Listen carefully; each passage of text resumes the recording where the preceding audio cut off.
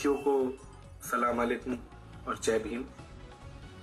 साथियों, कर्नाटक हाईकोर्ट का फैसला आया है और बहुत अफसोसजनक फैसला है कि देश के अंदर, संविधान के अंदर जो हमें अधिकार दिए गए हैं, उन अधिकारों का आज जिस तरीके से शोषण हो रहा है, मैं समझता हूं कि ये मुल्क किस दिशा पर चल चुका है, ये समझ से बाहर है।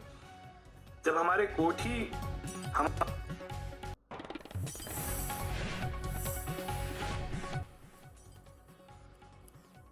हमारे मूलभूत अधिकारों की रक्षा नहीं कर सकते तो कौन करेगा? मुझे तो ऐसा लग रहा है जैसे जर्मनी का जमाना चल रहा है और मैं नाजी जर्मनी के अंदर एक यहूदी हूं। मतलब इस तरीके से जुल्म किया जा रहा है, इस तरीके से सिस्टमैटिक तरीके से संविधान को तोड़ा जा रहा है और वही लोग तोड़ रहे हैं जिन्होंने कसम खाई थी संविधान की रक्षा करने की। इंसाफ चाहिए। उन बच्चियों के हौसलों को मैं दाद देता हूं। अभी मैं देख रहा था ट्विटर के ऊपर ही कि कुछ साथी जो हैं वो सुप्रीम कोर्ट के अंदर इस फैसले को के खिलाफ जाने वाले हैं। मुझे उम्मीद है कि सुप्रीम कोर्ट के अंदर राहत मिलेगी, क्योंकि आर्टिकल 25 भारत के संविधान का हमें अधिकार देता है हमारे मजहब की आजादी को, और ये हमारा आंतरिक अंग कह सकते हैं आप। मजहब का हिजाब जो सदियों से नहीं बदला, उसे आप कैसे बदल सकते हैं? ये एक लड़की का अधिकार है, जो चाहे वो पहने, जो चाहे वो ना पहने, ये उसका अधिकार है। अगर उसका अधिकार पहनने का हिजाब है तो उसे हिजाब क्यों नहीं पहनने दिया जाएगा? अगर उसका अधिकार है अपने मजहब के दायरे के अंदर रहकर जीवन गुजारने का, तो उसे वो अधिकार क्यों नहीं दिया जाएगा? उसे उन अधिकारों से वंचित क्यों रखा जाएगा? और मैं अपील करना चाहता हूं तमाम उन नेताओं से भी जिन्होंने हमारे वोट लिए कि खुदा के वास्ते हमारे वोट तो ले लिए, लेकिन हमारे मुद्दों पर भी बोलना शुरू करें, हमारे मुद्दों के लिए आवाज उठाना शुरू करें। मैं तो एक मुसलमान हूं, मुझे मुसलमान का तमगा देकर कह दिया जाएगा कि आप मुसलमान हैं, आप तो इसलिए बोल रहे हैं। मैं तो अपने हिंदू भाइयों से कहना चाहता हूं, खासतौर से अपने उन नेताओं से कहना चाहता हूं जो हमारा वोट लेकर बैठे हुए हैं, कि आप बोलिए। ये वक्त आपके बोलने का। अगर कुछ कर नहीं सकते, कम से कम बयान देकर मजम्मत कर दीजिए। ये हमारे संवैधानिक अधिकारों पर हमला है। तो मैं सभी से, साथियों से अनुरोध करूंगा कि ये चीज जो आज कर्नाटक हाईकोर्ट ने जो फैसला दिया है, ये संविधान के बिल्कुल विपरीत है। हमारे अधिकारों का शोषण हो रहा है और सुप्रीम कोर्ट से मुझे उम्मीद है, अभी भी एक उम्मीद मेरे दिल में बसी हुई है कि बाबा साहब के संविधान की रक्षा सुप्रीम कोर्ट करने का काम करेगा। आर्टिकल 25 को जिंदा रखा जाएगा। आर्टिकल 25 के अंदर जिस तरीके से जो अधिकार हमें दिए गए हैं, आर्टिकल 21 के अंदर जो हमें अधिकार दिए गए हैं, उन्हें पूरी ताकत के साथ उनकी रक्षा की जाएगी और उन बच्चियों को हिसाब दिया जाएगा। स्कूल कॉलेजेस राजनीति की जगह नहीं है। इस तरीके की स्कूल कॉलेजेस के अंदर राजनीति मुद्दों की होनी चाहिए, ना कि धार्मिक मामलों की। और बहुत अफसोस की बात है कि आज देश हमारे इस दिशा पर चल गया कि हमारे कॉलेजों के अंदर पढ़ने वाली बच्चों तक के ऊपर राजनीति करें। लानत है ऐसे लोगों के ऊपर जो चाहते हैं कि हमारे हिजाबों को हमारे से छीन लिया जाए। लानत है ऐसे लोगों के ऊपर जो अपने बहू बेटियों के बारे में इस तरीके की, भाई हमारी बहू बेटियां तो आपकी भी बहू बेटियां हैं।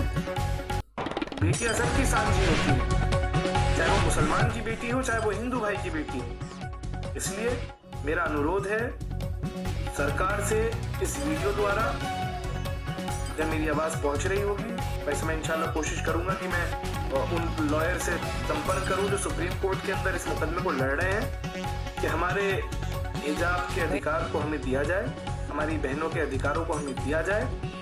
और आखिरी अपील मैं उन नेताओं से करना चाहता हूँ, खासतौर से उन गैर मुस्लिम नेताओं से जिन्होंने हमारा वोट लिया, जिन्होंने हमारे वोट पर राजनीति करी, कि आप खुदा के वास्ते अगर कुछ कर नहीं सकते तो कम से कम बयान देकर मजम्मत कर दीजिए।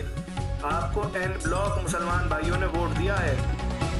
अगर आप नहीं बोलेंगे तो हम कमजोर पड़ जाएंगे। हम अकेले ये जंग नहीं लड़ सकते।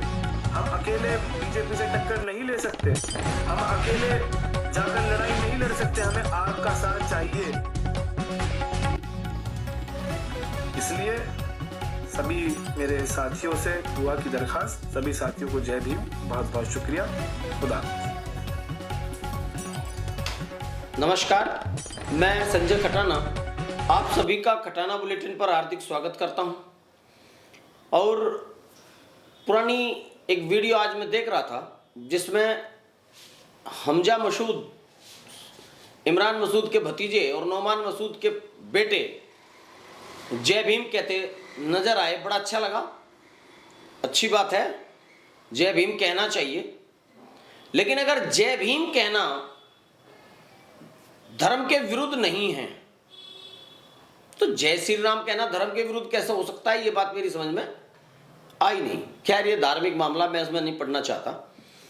मैं तो सिर्फ इतना कहना चाहता हूं कि आज जो वीडियो उनकी आई है उसमें वो कह रहे हैं कि हाई कोर्ट ने रोक लगा दी हिजाब के ऊपर और वो हमारा अधिकार है, मुसलमान भाइयों का अधिकार है, हिजाब का अधिकार मिलना चाहिए बहनों को। अरे मेरे भाई, 2 गांव आपके जिले में नहीं है और इन मुस्लिम बहन बेटियों को हिजाब में घुसाने की बजाय स्कूल भेजने की बात करो। क्षेत्र के मुसलमान भाइयों को आप पीछे धकेलने की बात कर रहे हैं, आगे ले जाने की बात करो। स्कूल खोलो, कॉलेज खोलो, खुद तो कुछ खुलने दिया नहीं और जब बच्चे पढ़ने जा रहे हैं तो हवा दे रहे हो बेवजह की बात को। मेरा बेटा आपसे अनुरोध है कि आप ऐसी हरकतें बंद कर दो। यदि लंबी राजनीति करनी है तो इस तरह की बातें करना बंद करो। जिस तरह आपके बुजुर्गों ने, काजी रशीद मसूद साहब ने, आपके बाबा ने जिस तरह की राजनीति की और कामयाब रहे, उस तरह की राजनीति करो। ये अलगाववाद की राजनीति चलने वाली नहीं है, इसे कोई सुनने वाला भी नहीं है। क्यों नफरत पैदा कर रहे हो? आपने कहा हिजाब हाई कोर्ट ने कह दिया, अब हम सुप्रीम कोर्ट जाएंगे। किसी भी सरकारी विद्यालय में किसी भी धर्म विशेष का कोई चिन्ह अगर लेकर आएगा तो दूसरे धर्म वाले लाएंगे, वो तीसरे धर्म वाले लाएंगे। भारत तो धर्मों का देश है भाई। अगर किसी को तकलीफ है सरकारी विद्यालय से तो सरकारी विद्यालय में ना जाए, अपने निजी विद्यालय खुलवा लो। बहुत पैसा है, बहुत सारी कंपनियां, बहुत सारा पैसा आपके पास है, बड़े ताकतवर लोग आप हो, अपने लोगों को स्कूल खोल के दोगे। नहीं बेटियां, आप सरकारी स्कूल में नहीं जाओगी, आप दूसरे लोगों के स्कूलों में नहीं जाओगे। हम आपको स्कूल खोल के दे रहे हैं, अलीगढ़ यूनिवर्सिटी जैसी खोल के दे रहे हैं। आप तो हिजाब की बात कर रहे हैं, हिजाब से तो कुछ फर्क पड़ने वाला है नहीं।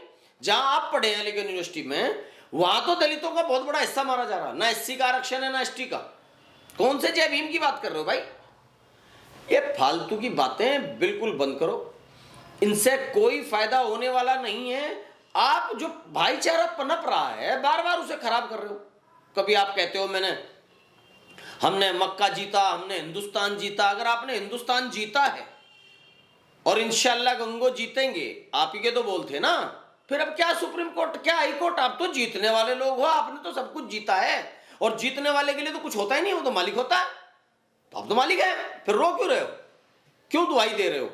क्यों बार बार हिंदू नेताओं को कह रहे हो कि वो जो जिन्होंने हमारे वोट लिए, अखिलेश भाई ने भी लिए हैं, बहन मायावती जी ने भी लिए हैं, उन्हें भी कहो। बसपा के जितने हिंदू प्रत्याशी थे उन्होंने भी लिए हैं। सबसे पहले तो आपका फर्ज बहन मायावती जी को कहने का है कि बहन मायावती जी इस पर बोलो। अखिलेश जी से कहने का अखिलेश जी बोलो, अजीत सिंह से कहने का अजीत सिंह बोलो। आप हारे हुए लोगों के जख्मों पे नमक छिड़कने का काम कर रहे हो। क्यों क्षेत्र की शांति खराब कर रहे हो? ये बिल्कुल बेकार की बातें हैं। विकास की बात करो, देखो कि लोगों को राशन मिल रहा है या नहीं मिल रहा है, देखो कि लोगों की शिक्षा ठीक है नहीं है, देखो कि लोगों का स्वास्थ्य ठीक नहीं, उस पर बात नहीं करते। गंगों का अस्पताल खराब है, गंगों की सड़कें खराब है, गंगों में एजुकेशन की सही व्यवस्था नहीं है, उस पर बात नहीं हो रही। कर्नाटक से प्यार हो रहा आपको। अरे भाई, एक धर्म के लोग उस भाषा को लेकर आएंगे, वेशभूषा लेकर आएंगे, फिर दूसरे आएंगे। सरकारी विद्यालय में अगर पढ़ना है तो ड्रेस कोड लागू होगा। ये किसी के बाप की बपोत नहीं है, एक धर्म का देश नहीं है, ये धर्मनिरपेक्ष देश है।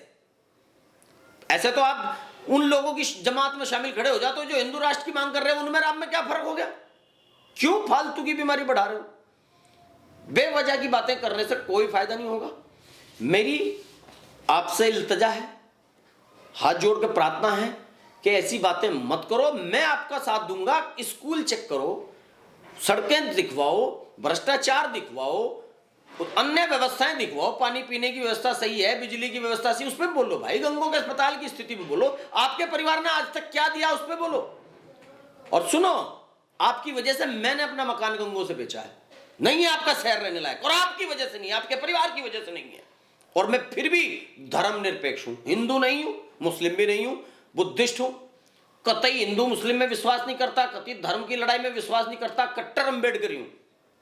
पर चूंकि एक चना बाहर नहीं फोड़ सकता, आपके जैसी गंदी राजनीति की वजह से मैंने अपना गंगों का मकान बेचा है। मैं कह रहा हूं, मैं लगा रहा हूं आप पर आरोप कि आपकी वजह से पलायन हुआ है मेरे जैसे सम्मानित आदमियों का। आप किसी भी अनपढ़ आदमी को हमारे से पढ़े लिखे लोगों से लड़ा देते हो, झगड़ा कराते हो, करें क्या वहां? बदतमीजी के अलावा आपकी जो टीम है, आपके जो गुर्गे हैं, वो करते क्या लोगों के साथ? और मैं डर के नहीं कह रहा हूं ये बात, बेचा है बदव्यवहारी की वजह से। रोज रोज लड़ेंगे क्या? किस किस को मारे भाई, किस किस से लड़ें? इसलिए बेचा है। अगर आपके दिमाग में ये हो कि डर के बेचा है, तो जब आप चाहे जब लड़ सकते हो पाल खींच के, वो कोई टेंशन नहीं। लेकिन किस किस से लड़ें? एक से लड़ सकते हैं। पर मुझे आपकी बात चुभती है जब आप कहते हो कि ये सुप्रीम कोर्ट न्याय देगा, 100% न्याय देगा, और वहां भले लोग रहते हैं। हमारी, अभी मैंने कहा था, हमारी छोटी बहन के फोटो आपने डाले करा के, हमारी भांजी के, हमने दरार डालने की कोशिश की। अगर सहारनपुर कैराना लोकसभा के हिंदू मुस्लिम गुजरों में दरार आई तो काजी परिवार तुम्हारी वजह से आई। और ये दोनों भाई इकट्ठा हो रहे हैं, तुम्हारे पेट में दर्द हो रहा है। अरे ये इकट्ठा होंगे और हमारा पूरा प्रयास रहेगा इन्हें इकट्ठा करने का। लेकिन मैं आपसे कह रहा हूं कि ये फालतू की बातें ना करें। राजनीति करनी है तो अच्छे काम करें, स्कूल खुलवाओ, अपने स्कूल खुलवाओ ना। क्यों भेज रहे हो सरकार के स्कूलों में? क्यों हिजाब की बात कर रहे हो? अपने स्कूल खुलवाओ, छोड़ दो। आपने तो अलीगढ़ यूनिवर्सिटी से ली है ना शिक्षा, एक और अलीगढ़ यूनिवर्सिटी सहारनपुर में ऐसी यूनिवर्सिटी बनवाओ, हर जिले में बनवाओ। पैसा है आपके पास, सब कुछ है आपके पास, क्यों फिर सरकार के चंदे पर धंधे पर जिंदा हुआ? ये फालतू की बातें हैं। प्यार बांटो लोगों में, बकवास करनी बंद करो, बंद करो, बंद करो। धन्यवाद, नमस्कार।